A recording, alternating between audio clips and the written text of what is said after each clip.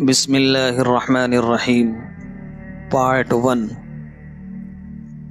یہ audio book ہے اسلام کیا ہے، حضرت مولانا محمد منظور نعمانی نور اللہ مرقدہ کی کتاب ہے، بہت مشہور اور معروف۔ اس کی آڈیو بک تیار کی جا رہی ہے۔ ہمارے جو بھائی اور بہنیں کتاب پڑھ سکتے ہوں ان سے تو یہی درخواست ہے کہ وہ اس کتاب کو خود پڑھیں اور جانیں کہ اسلام کیا ہے، اور جو کسی مشغولیت کی وجہ سے نہیں پڑھ سکتے یا ہماری وہ بہنیں جن کو پڑھنے کا وقت نہیں ملتا، تو ان کے لیے اس کا سن لینا بھی انشاءاللہ مفید ہوگا۔ اللہ پاک ہم سب کو اسلامی تعلیمات کے مطابق زندگی گزارنے کی توفیق عطا فرمائے۔ اب کتاب شروع کی جاتی ہے۔ اس کتاب میں سب سے پہلے اسلام، اس کتاب کا مختصر سا تعارف لکھا ہوا ہے۔ فرماتے ہیں کہ اسلام کیا ہے، اسلام کی حقیقت اور اس کی تعلیم سے مسلمانوں کو واقف کرنے اور ان میں ایمانی روح اور دینی زندگی پیدا کرنے کے لیے یہ کتاب خاص غور اور توجہ سے لکھی گئی ہے۔ اس میں 20 سبق ہیں، جن میں سے ہر ایک میں دین کے کسی ایک اہم شعبے کی تفصیل اور وضاحت قرآن و حدیث سے کی گئی ہے۔ ہر سبق اپنے موضوع پر گویا ایک مستقل مضمون اور مؤثر خطبہ ہے۔ زبان نہایت شیریں اور آسان ہے، کم پڑھے لکھے لوگ اور بچے بھی انشاءاللہ خوب سمجھ سکتے ہیں۔ امید ہے کہ اصحاب نظر انشاءاللہ محسوس کریں گے کہ اس کتاب کی تالیف اور اشاعت وقت کے ایک اہم دینی مطالبے کا جواب ہے۔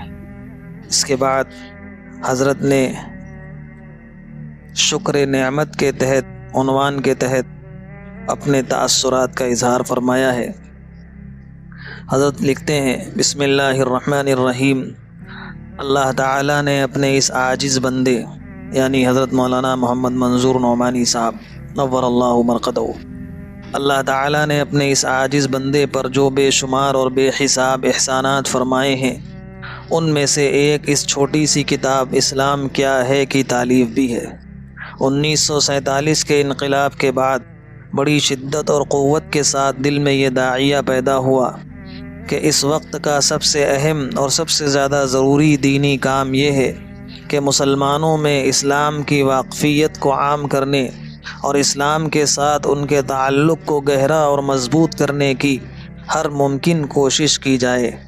اس سلسلے میں ایک ایسی کتاب کی تالیف کی ضرورت بھی محسوس ہوئی جو اسلام کی ضروری تعلیمات پر حاوی ہو، اور جس کا طرز کچھ دعوتی اور کچھ تعلیمی ہو، اور جس کی زبان سلیس اور آسان ہو، اور اس کی ضخامت بھی زیادہ نہ ہو۔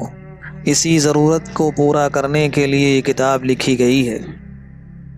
اس تصنیف کے وقت خصوصیت سے پیش نظر کم تعلیم یافتہ یا نا تعلیم یافتہ قسم کے عام مسلمان ہی تھے، اور انہی کی حالت اور ذہنیت کا اس سے زیادہ لحاظ رکھا گیا تھا، اس میں زیادہ لحاظ رکھا گیا تھا۔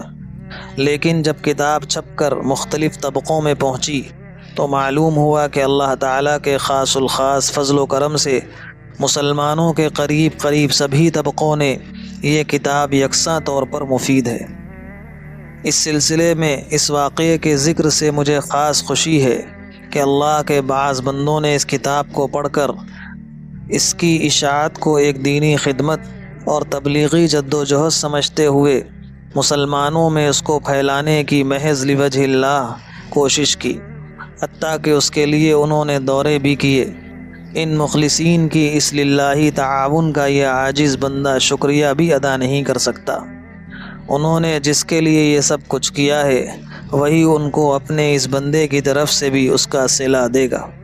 اسی طرح بہت سے مدارس میں یہ کتاب بغیر کسی تحریک اور کوشش کے داخل نصاب بھی کر لی گئی، پھر مختلف زبانوں میں اس کا ترجمہ بھی ہوا، اور گجراتی ترجمہ تو اس ناچیز مصنف کی اجازت ہی سے کئی جگہ سے اور کئی بار شائع ہو چکا ہے۔ اور سب سے زیادہ عجیب و غریب اور نہایت خوشکن بات یہ ہے کہ بہت سے ہندو صاحبان نے اس کو پڑھ کر اس کے ہندی ایڈیشن کے لیے شدت سے تقاضا کیا۔ بمبئی کے ایک سفر میں ایک اردو خواں ہندو فوجی افسر نے یہ کتاب میرے ایک رفیق سفر سے لے کر پڑھنا شروع کی اور ایسے شوق اور انہماک سے پڑھی کہ قریب قریب پوری کتاب پڑھ ڈالی۔ اور جب ان کو میرے اسی رفیق سے یہ معلوم ہوا کہ میں اس کتاب کا مصنف ہوں تو انہوں نے مجھ سے کہا کہ اسلام سے ہم ہندوؤں کی صحیح واقفیت کے لیے اس کتاب کا ہندی ایڈیشن شائع کرنا آپ کا فرض ہے۔ انہوں نے کہا کہ میں نے اسلامی تعلیم کی خوبیوں کو آج ہی اس کتاب سے جانا ہے اور میرے دل پر اس کا بہت اثر پڑا ہے۔ دراصل یہ مقبولیت اور تاثیر محض اللہ تعالیٰ کا فضل ہے، نہ اس میں مصنف کی قابلیت کو دخل ہے اور نہ کتاب کی کسی خوبی کو۔